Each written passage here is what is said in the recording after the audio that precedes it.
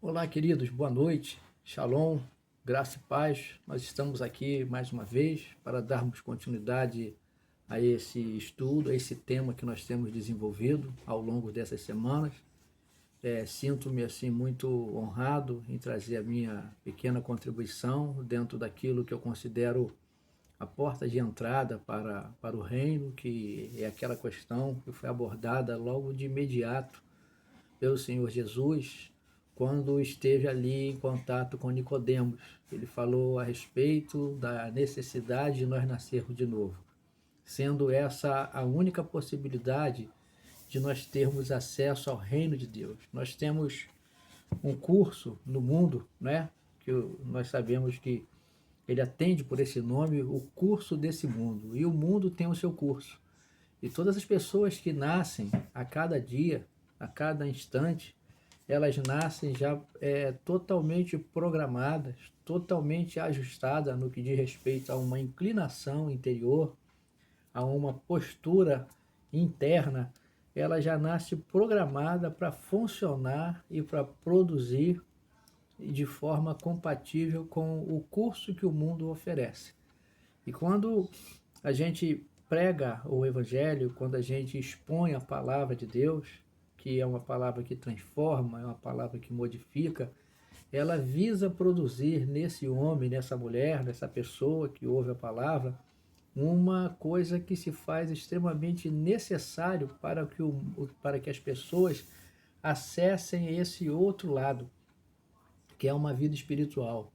Jesus Cristo deixou assim muito claro, muito transparente que existem dois tipos de homem: o homem natural e o homem espiritual. O homem espiritual ele tem um discernimento para que ele possa compreender, para que ele possa operar as questões espirituais de forma que ele venha não somente agradar a Deus, mas entender a leitura que existe nesse outro mundo, não é? Que as pessoas chamam e consideram de mundo místico, o mundo misterioso, quando na verdade nós com a mente de Cristo nós temos condições de discernir quais são essas vozes, quem é que opera ali também, quem é que tem acesso ali também. Tá? Então, o novo nascimento ele está comprometido em fazer em mim e em você uma pessoa habilitada para funcionar nesses dois mundos. A gente está capacitado para funcionar aqui na Terra, no mundo natural, e a gente, pela mente de Cristo, pelo Espírito do Santo dentro de nós, o Santo é Jesus, o Espírito dele, ele foi é, é, é, ele, ele ficou colado conosco, faz parte da minha vida, o Espírito Santo, a vida de Cristo está em mim, através da palavra em mim, sabe? Pregada, crida, aceita e praticada, eu me constituo esse cidadão que tem condições de funcionar nesses dois mundos. No mundo natural, servindo a Deus, fazendo a vontade, entendendo aquilo que pertence a César, e no mundo espiritual, cumprindo e fazendo a vontade de Deus, entendendo o que deve ser dirigido e direcionado para Deus. Então é dentro dessa realidade que a gente tem falado semana a semana a respeito do nascer de novo. Quem não nascer de novo não vê, quem não nascer de novo não entra. E quando a gente nasce de novo, a gente entra em uma esfera diferente, a gente tem uma vivência diferente, né? Nós temos a principal dívida, a principal pendência que atrapalha a minha relação com Deus, o nome disso é pecado, e a gente precisa entender, a gente precisa deixar, sabe, confirmado isso, que a nova criatura não vive na prática do pecado e muito menos peca. A gente pode falar que nós somos pecadores, mas nós estamos falando errado. Errado. É a mesma coisa que um ladrão que se converte, se arrepende e pergunta a ele o que ele é. Ladrão. Se ele é ladrão, ele tem que se arrepender e deixar as práticas dele. Se eu digo que eu sou pecador, eu tenho que me arrepender e deixar minhas práticas. Não ser um pecador consciente e não ter uma liminar para que eu possa usar quando eu peco. É uma transformação, querido. Eu terei falhas, eu terei limitações, mas eu entendendo o que, que representa o pecado, tá? O que, que representa é desviar do alvo, é desagradar a Deus e ser um parceiro do diabo, porque a Bíblia diz que quem peca é do diabo. Olha só, a transformação feita por Jesus, ela é eficiente e ela vai impregnando em mim o caráter e a mente de Cristo. Então é dentro disso, querido, que eu queria falar com você sobre a questão do novo nascimento, que nós falamos nas 4 semanas anteriores, e quando a gente tem um arrependimento, a gente passa a apresentar uma cabeça, uma mente que é de Cristo. Se uma vez eu pecava na condição de ignorante, quando eu sou transformado, quando eu sou convertido, eu deixo de ser ignorante. Eu posso passar a ser incrédulo, achando que as coisas que eu pratico, que eu faço, não vão dar em nada, não vão resultar em nada para mim. Esse é o maior problema. Mas uma vez que eu entendo que eu sou uma nova criatura, e para ser uma nova criatura, eu preciso acreditar que eu estou em Cristo. Então essa vida agora nova, onde nós, enquanto adultos, temos muita dificuldade, é a transformação da mente. E é esse texto que eu quero falar com cada um de vocês. Com cada um de vocês aqui na primeira epístola de Pedro, tá? Capítulo de número 1, versículo de número 13 em diante. Nós vamos tentar usar esse tempo, talvez passe uns 5 minutinhos aí, tá? Quero que vocês me concedam esses 5 minutos a mais preciosos dentro desse entendimento.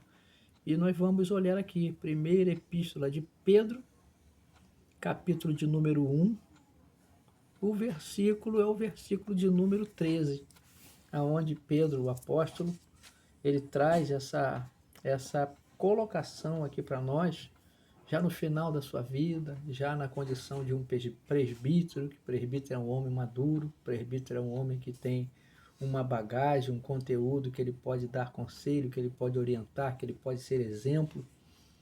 Tá? Então aqui diz assim no capítulo 1, versículo 13, primeira epístola de Pedro. Por isso, cingindo o vosso entendimento, sede sóbrios e esperai inteiramente na graça que vos está sendo trazida na revelação de Jesus Cristo. Olha só. Como filhos da obediência, não vos amoldeis às paixões que tinhas anteriormente na vossa ignorância. Olha só. O relato de Pedro aqui é sempre o hoje e como eu era antes. Como eu sou hoje e como eu era antes. Como eu era antes e como eu devo ser a partir de agora que eu nasci de novo. Então aqui Pedro fala o seguinte, ó. Como filhos da obediência, não vos amoldeis às paixões que tinhas anteriormente. Quando? No tempo da nossa ignorância. É no tempo que eu ignoro, que eu desconheço o pecado, a justiça e o juízo, que eu tenho perdão. Porque Deus me vê, Deus se relaciona comigo como alguém que mesmo tendo uma religião desde pequenininho, mesmo recebendo um princípio do papai e da mamãe desde pequenininho, eu não nasci de novo. Eu só tenho uma religião e sou um religioso bem educado. Um religioso sincero. Eu não conheço, eu não tenho uma experiência com Deus. Eu tenho um contato com aquilo que a minha religião me apresentou. Mas na vida, na relação com Deus, eu sou ignorante a respeito daquilo que Deus é, daquilo que Deus gosta, daquilo que Deus determina. Então está aqui, ó. Pelo contrário, ó, não vou viver na ignorância. Pelo contrário, segundo é santo aquele que vos chamou, olha só. Sede santos também vós mesmos em todo o vosso procedimento. Aonde que está o pecado aqui? Quem me chamou foi Jesus. Ele é santo. Qual é a ideia para mim agora? Eu tenho que ser santo da mesma forma que aquele que me chamou. Tornai-vos santos também, vós mesmos, em todo o vosso procedimento, porque está escrito: sede santos, porque eu sou santo.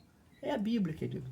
Se você quiser contrariar a Bíblia e quiser continuar se alinhando com as pessoas que falam que nós somos pecadores mesmo, Nós pecamos mesmo, né, irmão? A Bíblia diz não.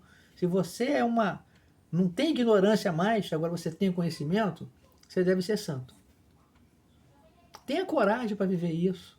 Tenha coragem para admitir isso. Não tenha medo de falar isso, que você não está pecando. Mas se você falar que você é pecador, você está desagradando inteiramente a palavra. E se você diz que é pecador, você tem que nascer de novo, cara.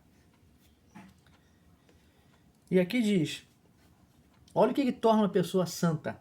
Versículo de número 22. Tendo purificado a vossa alma. Por que a alma? Porque é a alma que determina a vida da pessoa sem que ela tenha nascido de novo. A pessoa que não nasceu de novo, a pessoa que não entregou essa vida para Jesus, ela tem uma vida almática. Ela não tem uma vida espiritual, ela tem uma vida na alma, na esfera da alma, na esfera das sensações, na esfera das aparências, na esfera das impressões que ela possui. Então a Bíblia diz que o crente, supostamente, entende-se que esse crente agora, que não é mais ignorante, ao contrário, ele é um crente, ele é um conhecedor, e sendo conhecedor, ele tem que ser praticante da palavra.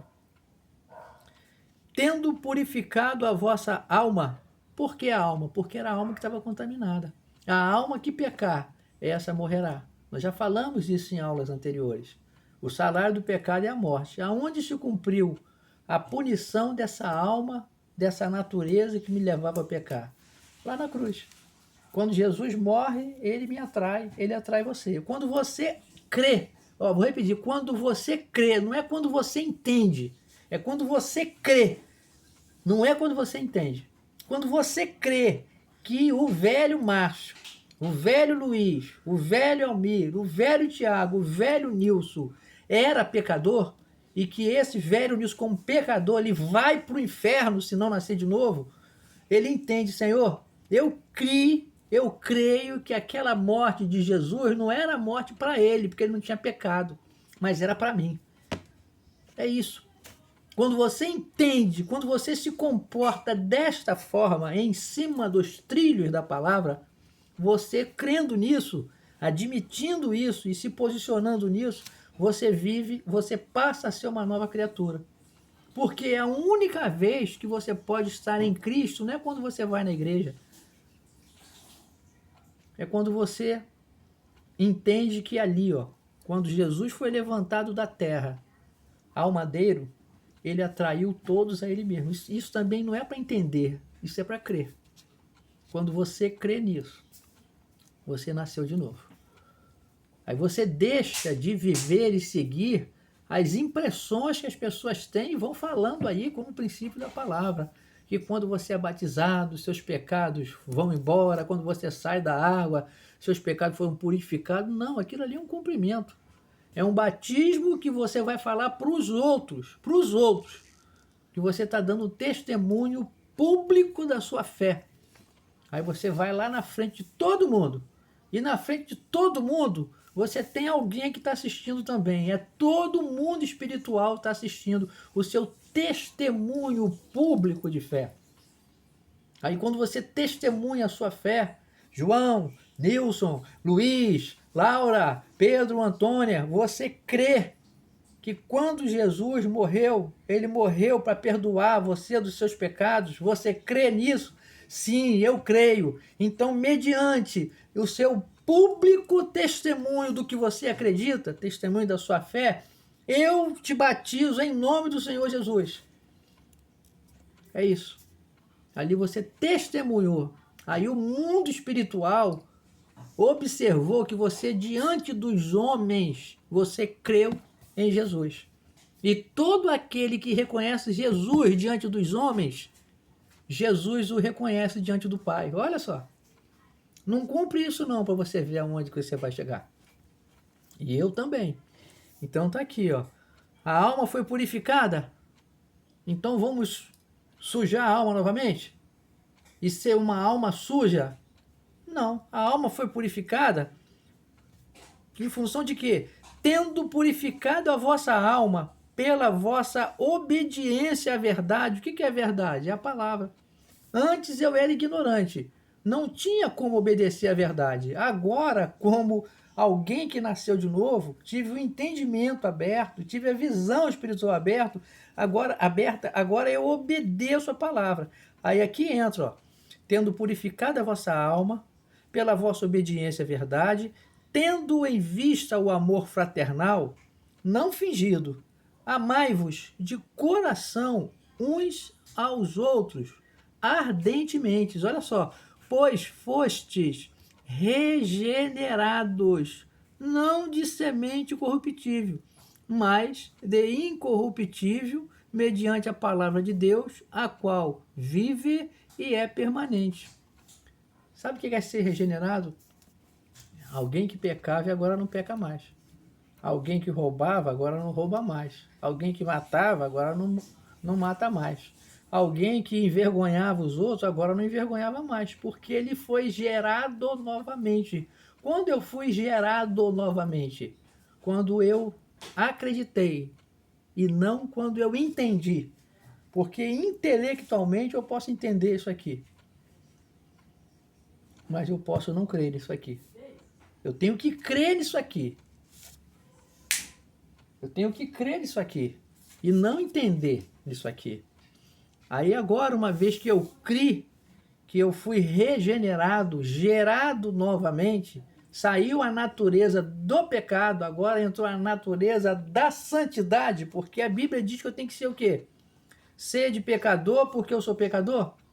Ser de santo porque eu sou santo. Agora eu tenho a cara do Pai. Eu estou em um processo de transformação. Eu estou em processo de santificação. Com a minha alma não purificada, eu não tenho um processo de santificação. O que eu tenho que fazer agora? Agora que eu crio. Caramba, mas eu sou casado há 25, 30, 40 anos. Como é que eu sei disso? É fácil. É só você ver. Começa dentro da sua casa.